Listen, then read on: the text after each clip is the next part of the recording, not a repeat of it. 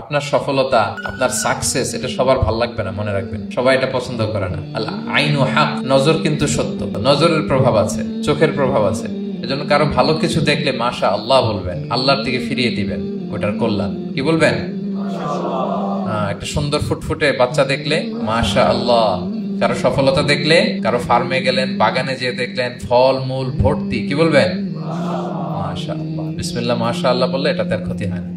অনেকে বলে যে বাবা মা মাশাআল্লাহ বলা লাগে না, বাবা মা আর নাকি মামা, এই তিনজন নাকি মাশাআল্লাহ না বললে কিছু ভুল কথা। বাবা মারও বলতে হয়। বাবাও তার ছেলের কোনো সাকসেস ভালো কিছু দেখলে কি বলবে?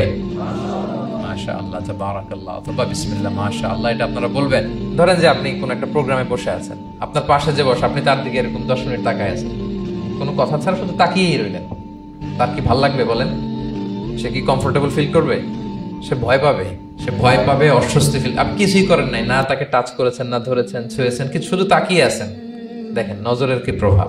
আল্লাহ আইনু হক, নজর সত্যি। এজন্য কারো সাকসেস দেখলে আমরা সবসময় যেন মাশাআল্লাহ বলি। মাশাআল্লাহ ঠোঁটের সাথে মিলিয়ে রাখবেন। ভালো দেখলে কি বলবেন? মাশাআল্লাহ, মাশাআল্লাহ, বিসমিল্লাহ মাশাআল্লাহ, মাশাআল্লাহ, তাবারাকাল্লাহ, এটা বলবেন।